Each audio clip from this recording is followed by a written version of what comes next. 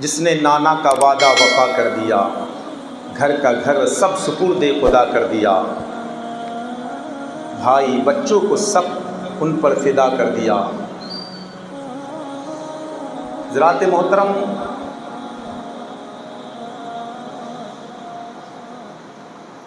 اللہ تبارک و تعالیٰ کا بہت بڑا احسان عظیم ہے کہ اس نے ہمیں اس امت میں پیدا کر کے ایمان والوں میں پیدا کیا، محبت کرنے والوں میں۔ محبت بہت بڑی چیز ہوا کرتی ہے۔ انسان کامیابی کی سیڑھی پر تب تک نہیں چڑھتا جب تک اس کے دل میں کسی سے محبت نہ ہو۔ محبت بہت بڑی چیز ہوا کرتی ہے۔ لیکن میں نے جو موضوع سخن کا انتخاب کیا ہے، اس کے تعلق سے میں مختصراً ذکر کروں۔ سجدہ کس کو کہتے ہیں؟ وہ سجدہ تو سجدہ ہوا ہی نہیں کہ سر جھک گیا دل جھکا ہی نہیں۔ سجدے تو سب نے کیے پر اس کا نیا انداز ہے، اس نے وہ سجدہ کیا جس پر خدا کو ناز ہے۔ اور ڈاکٹر اقبال نے کہا اسلام کے دامن میں بس اس کے سوا کیا ہے؟ اسلام کے دامن میں بس اس کے سوا کیا ہے؟ ایک ضرب ید اللہ، ایک سجدہ شبیری، ایک ضرب ید اللہ، ایک سجدہ شبیری، امام حسین کا سجدہ۔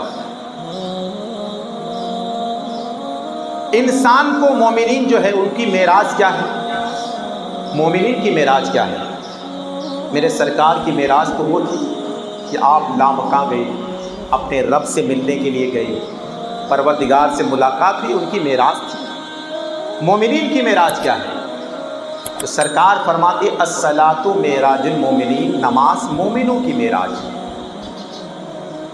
اب مومنین کی معراج کے تعلق سے مومنین کی معراج کیا ہے؟ نماز مومنوں کی معراج ہے۔ نماز کی حالت میں بندے پر ایک کنڈیشن آتا ہے، مومنین پر ایک وقت آتا ہے، وہ گھڑی آتی ہے کہ بالکل وہ ہوتا ہے اور اس کا پروردگار ہوتا ہے اور کوئی نہیں ہوتا۔ ایک گھڑی ہوتی ہے، سب سے پوچھا جائے کہ وہ گھڑی کون سی ہے، وہ وقت کون سا ہے، تو کب وہ حالت سجدہ ہے۔ جب بندہ سجدے کی حالت میں جاتا ہے نا، رب کے سامنے سر کو جھکا دیا ہے، مالدار ہے، پیسے والا ہے، کسی چیز کی کمی نہیں ہے، مگر جب سر رب کے بارگاہ میں جھکا دیا نا، تو صرف یہ عاجزی کے ساتھ مولا جو دیا ہے تو نے دیا ہے، تجھ کو سجدہ نہ کروں تو پھر کس کو کروں؟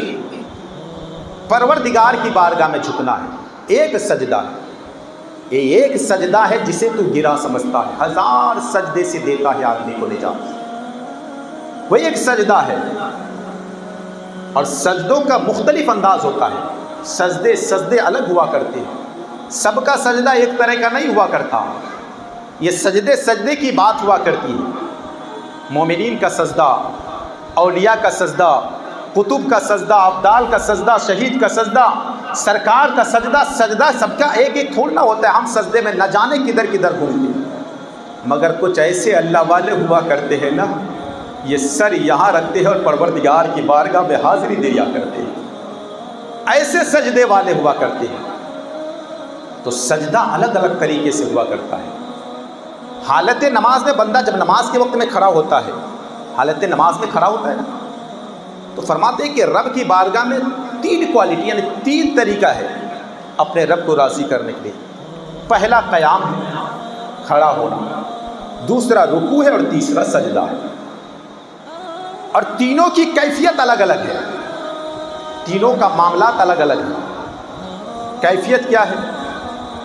اب سجدے کی بات کریں، میں مختصر طور پر سجدے کا ہی ذکر کرنا ہے، کیونکہ یہی سجدہ تو ہے جسے ہم چھوڑ دیتے ہیں، مگر نہ جانے کل قیامت کے دن کون سا سجدہ قبول ہو جائے یہ پتہ نہیں ہے۔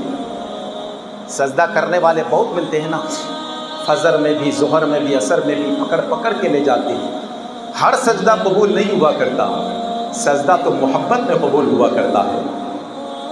جو محبت میں سجدہ کیا کرتا ہے کہ دل بسر جھکے خدا کی بارگاہ میں اور دل جھکے مصطفیٰ کی بارگاہ میں، پھر وہ سجدہ قبول ہوا کرتا ہے۔ تو بات سجدوں کی ہو کہ سجدہ کیسا ہونا چاہیے؟ کیا سب کا سجدہ ایک طرح کا ہوتا ہے؟ نہیں، مومنین کا سجدہ ہوتا ہے۔ الصلاۃ معراج المومنین، نماز مومنوں کی معراج ہے، یعنی مومنین اگر سجدہ کرے تو اس کے لیے معراج ہے۔ اور مومنین سے بڑا جو ہوتا ہے وہ اولیاء، ولیوں کا سجدہ اس سے بڑا ہوا کرتا ہے۔ ولیوں سے بڑا سجدہ اقطاب کا، کتب کا ہوتا ہے، کتب سے بڑا سجدہ ابدال کا ہوتا ہے، ابدال سے بڑا سجدہ مجدد کا ہوتا ہے، مجدد سے بڑا سجدہ مجتہد کا ہوتا ہے، مجتہد سے بڑا سجدہ امام کا ہوتا ہے، اور امام سے بڑا سجدہ شہید کا ہوتا ہے۔ اور شہیدوں کی بھی کوالٹی ہے، شہیدوں کی بھی کوالٹی ہے۔ کئی کوالٹی ہے شہیدوں کی، اور سب سے بڑا شہیدوں میں جس کا مقام ہے وہ شہید اعظم کا مقام ہے، سید الشہداء کا مقام ہے۔ مومنین کے سجدے میں معراج ہو جائے تو بتا اولیاء کے سجدے کا حال کیا ہوگا؟ اولیاء کے سجدے کا اگر حال سوچو گے تو پھر سوچو قطب کے سجدے کا حال کیا ہوگا؟ قطب کے سجدے کا اگر حال پوچھیں گے تو پھر سوچو ابدال کے سجدے کا حال کیا ہوگا؟ ابدال کے سجدے کی بات کریں گے تو پھر سوچو امام کا سجدے کا حال کیا ہوگا؟ امام کے سجدے کی اگر بات کریں گے تو پھر شہیدوں کے سجدے کا حال کیا ہوگا؟ شہیدوں کے سجدے کی اگر بات کریں گے تو پھر سید الشہداء کے سجدے کا حال کیا ہوگا؟ بات اگر آ گئی ہے تو سب کا سجدہ برابر نہیں ہے، سجدے مختلف ہے۔ سجدہ سب پروردگار کی بارگاہ میں کرتا ہے، مگر کچھ ایسے سجدے والے ہیں نا کہ حضرت علی کرم اللہ وجہ الکریم فرماتے ہیں میں تب تک سجدہ نہیں کرتا جب تک اپنے رب کا دیدار نہیں کر لیتا، تب تک سجدے سے سر نہیں اٹھاتا جب تک رب کا دیدار کر نہیں لیتا۔ بتا علی کیسا سجدہ ہے علی کا؟ ایک مومن ہے، اللہ کے ولی ہے، ان کا سجدہ کیا ہے؟ نرالا ہوا کرتا ہے۔ یہ سجدے میں جمال خداوندی کو دیکھ رہا ہے۔ میرے سرکار دو عالم صلی اللہ تعالی علیہ وسلم ارشاد فرماتے، حدیث جبرائیل ہے، میرے سرکار فرماتے ہیں کہ لوگوں اس حال میں سجدہ کرو۔ حدیث جبرائیل ہے، یہ سرکار دو عالم سے پوچھا حضرت جبرائیل نے کہ یا رسول اللہ، یا حبیب اللہ، یہ بتا دیا جائے مل احسان، احسان کیا ہے؟ تو میرے سرکار نے فرمایا کہ تم اللہ کی عبادت اس طرح کرو کہ تم خدا کو دیکھ رہے ہو، تم خدا کی عبادت اس طرح کرو کہ تم خدا کو دیکھ رہے ہو۔ اگر ایسا نہ ہو تو اتنا ضرور خیال کرو کہ خدا تمہیں دیکھ رہا ہے، خدا تمہیں دیکھ رہا ہے۔ تو یہ ان کے سجدوں کا حال ہے، میرے سرکار نے فرمایا۔ تو بات سجدے مختلف ہوا کرتے ہیں، سجدوں کی کیفیت الگ ہے، تمام ان کا سجدہ کا حال یہ ہے، مگر جو سید الشہداء امام حسین کا سجدہ ہو اس سجدے کا حال کیا ہوگا؟ اس سجدے کا عالم کیا ہوا ہوگا؟ حضرات محترم بات کرو مختصر طور پر امام حسین کی، کن کا سجدے سب نے کیے ہیں، انبیاء نے بھی سجدہ کیا ہے، اولیاء نے بھی سجدہ کیا ہے، اقطاب میں نے سجدہ کیا ہے، تابعی نے بھی سجدہ کیا ہے، صحابی بھی نے سجدہ کیا ہے، تمام انسان سجدہ کرتے ہیں۔ کیا سب سجدہ برابر ہوا کرتا ہے؟ عقل والے بھی سجدہ کرتے ہیں، بے عقل والے بھی سجدہ کیا کرتے ہیں، چرند و پرند سجدہ کیا کرتے ہیں۔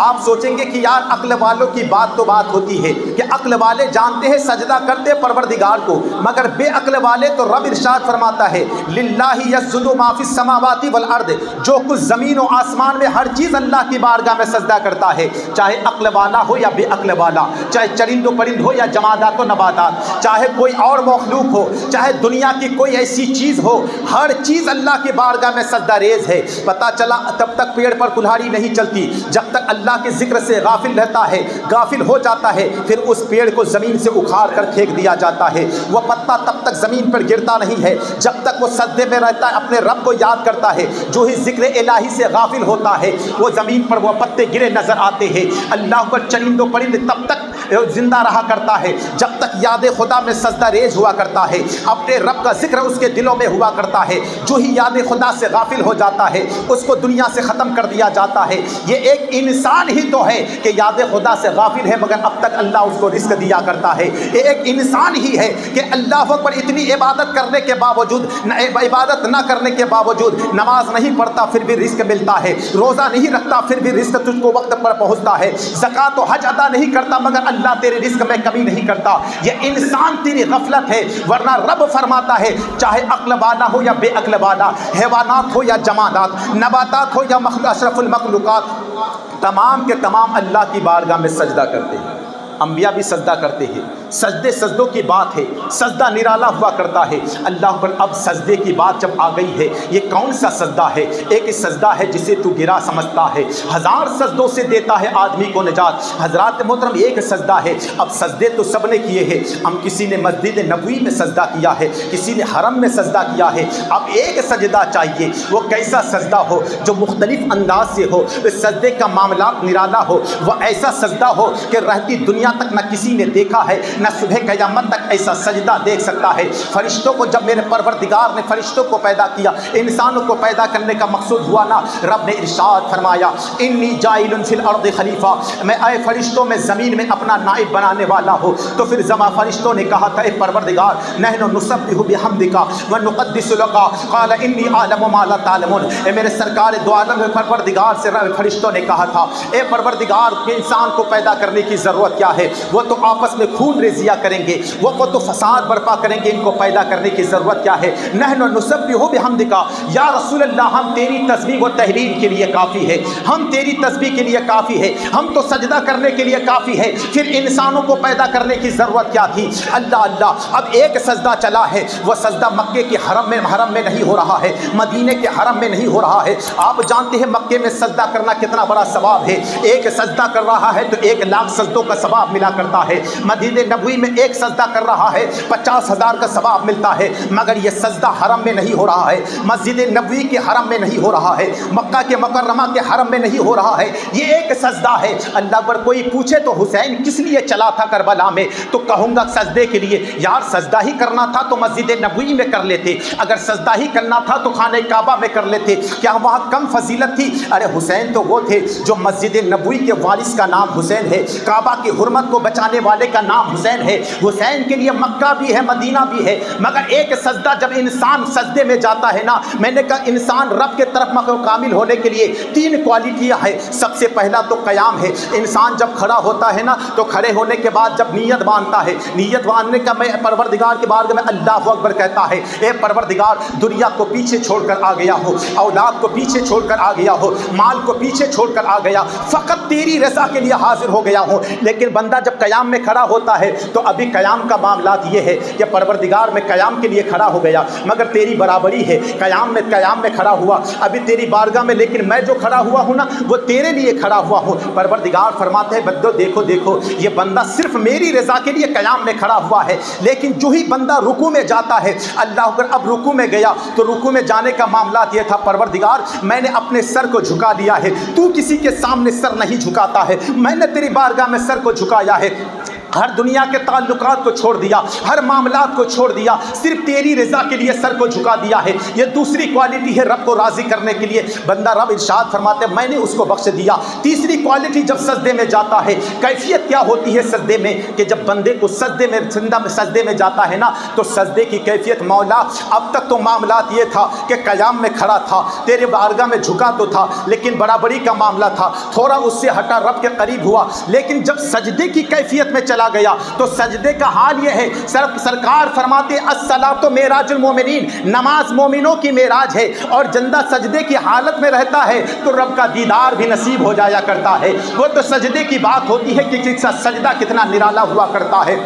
تو رب کا قرب اختیار کرنا ہے تو بندہ سجدے کی حالت میں رہے۔ اللہ اللہ کیسا سجدہ ہونا چاہیے؟ میرے سرکار فرماتے لوگوں کو چاہیے کہ رات کی تنہائی میں عبادت کرے۔ حضرت عبداللہ ابن زبیر رضی اللہ تعالیٰ عنہ جلیل القدر صحابی رسول ہے، یہ سجدہ ایسا کرتے ہیں نا کہ اللہ کو چرند پرند آپ کے سروں پر آ کر بیٹھ جایا کرتے ہیں، یہ رب کی بارگاہ میں ان کو خیال بھی نہیں ہوتا کہ کیسے عبادت ہو رہی ہے۔ فرماتے ایک دن تو آپ نماز کے لیے حضرت عبداللہ ابن زبیر کھڑے ہوئے، ایک زہریلا سانپ نیچے گرا، بچہ بازو میں سو رہا تھا، لوگوں نے شور مچانا شروع کر دیا، مگر نماز میں ذرا برابر بھی خلل نہیں آیا، ان کو پتہ ہی نہیں چلا یہ نماز ایسی نماز ہوا کرتی ہے، سجدہ ایسا سجدہ ہوا کرتا ہے۔ آؤ میں تم کو ایک اور سجدے کی بات بتاؤں، پھر اپنے موضوع کی طرف مخاطب ہو۔ ایک سجدہ ایسا تھا، ایک تیر آ کے لگی ہے اور وہ تیر جانب اقدس پہ ایسا چبھا ہے، ایسا چبھا ہے کہ کسی کو نکالنا تو دور کی بات ہے، کسی کو ہاتھ تک لگانے نہیں دیتا، اتنا درد ہے اس کے اندر، اتنی طاقت، اتنی اس کے اندر تکلیف ہے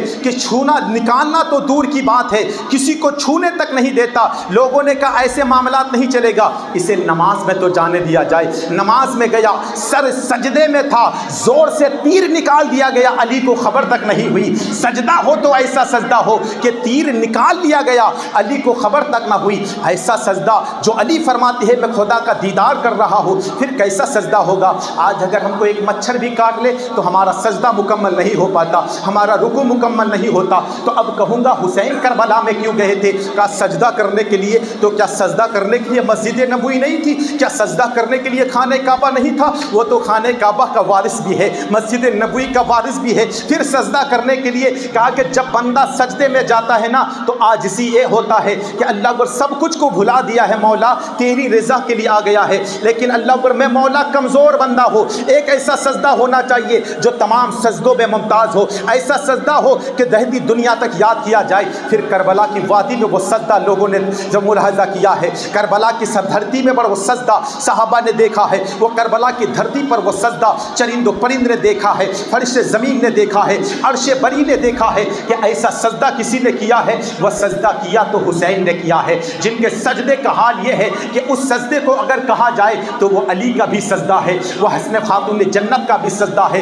وہ حضرت جعفر ابن طیار کا بھی سجدہ ہے، وہ میرے مصطفیٰ جان رحمت صلی اللہ علیہ وسلم کا سجدہ ہے۔ آپ کریں کہ مولانا کیسی بات کر رہے ہیں؟ تنہا حسین نے سجدہ کیا، اس میں علی کا سجدہ کیسے شامل ہو گیا؟ تنہا حسین نے سجدہ کیا، اس میں فاطمہ کا سجدہ کیسے شامل ہو گیا؟ تنہا حسین نے سجدہ کیا، اس میں مصطفیٰ کا سجدہ کیسے شامل ہو گیا؟ تو میں آپ کے سامنے جملہ عرض کرنا چاہتا ہوں۔ اللہ اکبر، حسین اعظم ہے، بچپنے کا زمانہ ہے، علی لے کر چل رہے ہیں مسجد نبوی میں، علی نماز پڑھا کے دکھا رہے ہیں، حسین نماز اس طرح پڑھا کرو، حسین نماز ایسے پڑھا جاتا ہے۔ گویا علی بتا رہے حسین اس سجدے جو میں تجھے بتایا نا، اس سجدے کی لاج رکھ لینا، میں تجھے سجدے کی تعلیم دے رہا ہوں کہ سجدہ ایسے کیا جاتا ہے، قیام ایسے کیا جاتا ہے، رکوع ایسے کیا جاتا ہے۔ گویا علی کی تعلیم اس میں شامل ہے، علی کا بھی سجدہ موجود ہے۔ وہ خاتون جنت رضی اللہ تعالیٰ عنہ کون ذات بابرکات ہے، ملکہ کائنات ہے، خاتون جنت اور جنتی عورتوں کی سردار ہے، جن کا سجدہ کتنا نرالا تھا۔ اللہ اکبر، رات کو جب تمام دنیا تک سو جاتی تھی نا، حضرت خاتون جنت رات کی تنہائی میں مصلی کو بچھا دیتی تھی اور ایک سجدہ مکمل نہ کر پاتی تھی کہ بلال حبشی صبح فجر کی اذان دے دیتے تھے۔ حضرت خاتون جنت بلک بلک کر روتی تھی، مولا تو نے رات کو کتنی چھوٹی کر دیا کہ فاطمہ ایک سجدہ نہیں ادا کر پاتی، کاش کسی دن رات کو اتنی لمبی کرتا کہ فاطمہ ایک سجدہ تو ادا کر لیتی۔ گویا وہ سجدہ بتا رہے حسین یہ سجدہ کرو کہ رات ختم ہو جائے مگر ایک سجدہ بھی ادا نہ ہو، سجدہ ہو تو ایسا ہو جو خاتون جنت حسین اعظم کو کر کے دکھا دیا۔ اور ایک سجدہ ہے میرے مصطفیٰ کا، اللہ اکبر، میں بتایا علی کا سجدہ وہ سجدہ ہے جہاں خدا کا دیدار ہو۔ اب مصطفیٰ جیر رحمت کا سجدہ کیسا ہے؟ سرکار نماز پڑھا رہے ہیں اور نماز پڑھانے کا معاملات ہے، مسجد نبوی ہے، پیچھے صف لگی ہوئی ہے، صحابہ کی صف لگی ہوئی ہے، حسین اعظم کا بچپنا ہے۔ واقعہ میں نے رات میں بتا دیا، بس مختصر طور پر ذکر کر دوں، سجدہ ہو تو کیسا ہو؟ فرماتے ایسا سجدہ ہے کہ حضرت اعظم بچپنے ہیں، مسجد نبوی کی صحن میں کھیل رہے تھے، جو ہی میرے مصطفیٰ رکوع سجدے میں گئے نا، حسین اعظم پشت پر آ کر سوار ہو گئے۔ اب سرکار سجدہ کر رہے ہیں، اب بتا مومنین کا سجدہ وہ سجدہ ہوا کرتا ہے کہ سرکار فرماتے مومنین کی معراج سجدے میں ہوا کرتی ہے، اولیاء کا سجدہ اس سے بڑا، اقطاب کا سجدہ اس سے بڑا، مجتہد کا سجدہ اس سے بڑا، غوث الاغواث کا سجدہ اس سے بڑا، امام کا سجدہ اس سے بڑا، اللہ کا شہید کا سجدہ اس سے بڑا۔ جب سب سے بڑا ہے تو پھر مصطفیٰ جان رحمت کے سجدے کا حال کیا ہوگا؟ مصطفیٰ جان رحمت کا سجدہ کیسا ہوگا؟ اب سرکار سجدے میں ہے اور سجدے کی حالت میں امام حسین پیٹھ پر ہے۔ سرکار اب دیکھا کہ حسین پیٹھ پر سوار ہے نا، صحابہ نے دیکھا کہ سرکار نے نماز کو لمبی کر دیا۔ کتنی لمبی کیا؟ نہ جانے کتنے مرتبہ تسبیح پڑھی ہوگی، 7 مرتبہ، 10 مرتبہ، 15 مرتبہ نہیں، نہ جانے جب تک حسین پیٹھ پر نہیں تھے سرکار نے گنتی کیا ہوگا۔ جو ہی امام حسین پیٹھ پر آئے تو سرکار نے گنتی کرنا بند کر دیا، نماز پوری ہو گئی۔ جو ہی حسین پیٹھ سے اترے نا، چلے گئے گھر، سرکار دو عالم صلی اللہ تعالی علیہ وسلم نماز ختم ہوئی، سیدھا اپنی بیٹی خاتون جنت کے گھر پہنچے۔ تھے. عرض کرتے ہیں میری بیٹی میری لاڈلی شہزادی جب نماز کا وقت آئے نا تو حسین کو باہر لے کے باہر مت جانے کرنا. اس کی وجہ کیا ہے کہ نماز کی حالت میں یہ معاملات ہے. اتنا سننا تھا. حسین اعظم وہیں پہ تھے, بچپنے کا حال ہے. گویا عرض کرتے حسین فرماتے نانا آپ نے میرے لیے سجدہ کو طویل کیا مگر سجدے سے سر تو اٹھا لیا ہے. آپ نے دو تین مرتبہ 5 مرتبہ 12 مرتبہ 11 مرتبہ تسبیح سے اس سے زیادہ پڑھا ہوگا, 72 مرتبہ پڑھا ہے, لیکن سجدے سے سر تو اٹھایا ہے. نانا یہ تعلیم دینا تھا کہ آپ نے میرے خاطر سجدے کو لمبا کیا مگر سجدے سے سر تو اٹھا لیا. حسین آپ کے دین کے خاطر کربلا میں 1 نہیں 2 نہیں 72 کو قربان کر کے وہ سجدہ کرے گا کہ قیامت تک اس سجدے کا جواب کوئی نہیں دے سکتا ہے, قیامت تک اس سجدے کا جواب کوئی لا نہیں سکتا. وہ سجدہ کیا حسین اعظم نے. اللہ پر سجدہ کیسا تھا. سب جب قربان ہو گئے کربلا میں نا حسین نکلے ہیں تو حضرت امام موسیٰ کاظم رحمۃ اللہ تعالیٰ علیہ, وہ 12 اماموں میں سے حضرت موسیٰ کاظم کا نام ہے. حضرت موسیٰ کاظم سے فرمایا گیا بتا حسین کا سجدہ کربلا میں کیسا تھا. حسین اللہ اکبر حسین اعظم کے تیروں کے تعلق سے لوگوں نے عرض کیا تھا حضرت موسیٰ کاظم سے کہ امام حسین پر کتنا زخم لگا ہوا تھا. کسی نے لکھا ہے 72 لکھا ہوا تھا, کسی نے 87 لکھا ہے, کسی نے اور مختلف روایات ہے. حضرت موسیٰ کاظم کی آنکھوں سے آنسو کی قطار جاری ہے. عرض کرتے میرے بابا جان امام حسین پر اتنے زخم تھے کہ گننا دشوار ہے, نہ جانے کتنے طرف تھے. چاروں طرف خون کے فوارے نکل رہے تھے. کسی نے پوچھا تھا او موسیٰ کاظم یہ بتاؤ حسین اعظم کا سجدہ کتنا لمبا تھا, حسین اعظم کا رکوع کتنا لمبا تھا. حضرت موسیٰ کاظم فرماتے ہیں کہ امام حسین کا 9 منٹ کا صرف رکوع ہوا کرتا تھا. 9 منٹ کا رکوع ہے, تاریخ کے اوراق پہ ہے. اللہ اگر آپ رکوع میں جائیں گے تو کتنا بڑا رکوع کریں گے, 1 سیکنڈ 2 سیکنڈ 5 سیکنڈ, اگر واقعی میں محبت والا ہے تو 1 منٹ رکوع لگے گا. امام حسین کربلا کی وادی میں جو سجدہ کیا, جو رکوع کیا, اس رکوع کے ٹائم کو لکھا ہے کہ 9 منٹ آپ کا رکوع تھا. اللہ اگر معاملات کیا 9 منٹ رکوع, فرماتے ہیں کہ رکوع بھی کیسا تھا, نہ گھوڑے پر آپ کا رکوع تھا نہ زمین پر تھا. آپ رکوع کا حال یہ تھا کہ کافروں کی تیر چل رہی تھی, بھالے چل رہے تھے اور حسین بھالے پر رکوع کیا کر رہے تھے, نہ زمین پہ لگ پا رہے تھے نہ گھوڑے پر سوار تھے. آپ گھوڑے پر سے اترے اور اترنے کا حال یہ تھا کہ آپ نیزوں کی بارش میں رکوع کر رہے ہیں. 9 منٹ کا رکوع تھا. جب وقت عصر آیا نا پھر حسین سجدے میں گئے. ایک سجدہ اور تاریخ کے اوراق میں یہ ہے کہ حسین گر رہے تھے, گرنے کے بعد پھر اٹھ کے کھڑے ہو رہے تھے, پھر گر رہے تھے.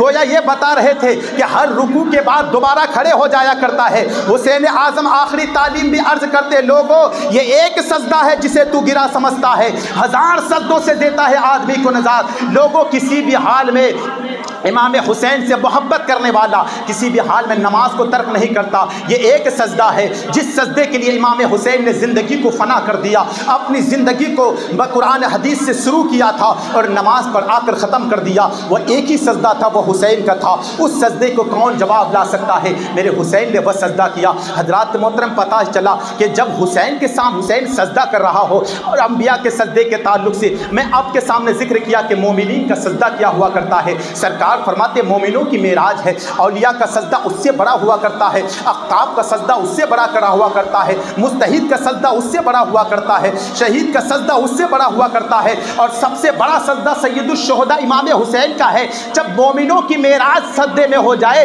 تو بتا پھر سید الشہداء کی نماز کا حال کیا ہوگا, پھر وہ کیسے پروردگار کی تجلی کا مشاہدہ کر رہا ہوگا. حضرات محترم یہ بات ہے, اسی لیے لوگوں یہ ماہ محرم الحرام امام حسین علیہ الصلوۃ والتسلیم کا مہینہ, جس مہینے کا حال کیا ہے, اس مہینے کے معاملات کیا ہے کہ لوگوں یہی تعلیم حسین نے دیا ہے. اس کا مطلب یہ نہیں کہ کچھ لوگ ہیں نا سینہ پیٹ کر امام حسین سے محبت کا دعویٰ کرنے والے. سینہ پیٹنے والا کبھی حسین کا ہو نہیں سکتا, ڈھول بجانے والا حسین کا ہو نہیں سکتا. جس کے گھر میں ماتم ہوا کرے وہ ڈھول بجائے گا. آج بھی کچھ اپنے سنی اہل سنت والجماعت کہنے والا, سنی صحیح العقیدہ کہنے والا ڈھول اور تاسے نکال کر امام حسین کے جلوس میں نکلا ہوا ہے. ان سے کہہ دو جس حسین نے اپنے گردن پر علی اکبر کو قربان کر کے لے کے خیمے میں لا کے رکھا ہو, اس کو ڈھول تاسے کی کیا پڑی ہے. وہ تو ایسا غم ہے کہ فرماتے کسی تاریخ میں تو یہ بھی لکھا ہوا ہے امام حسین کے داڑھی مبارک سے کالے تھے, لیکن جو اتنا غم ہوا نا تو اسی وقت امام حسین کے داڑھی مبارک سفید ہو گئی.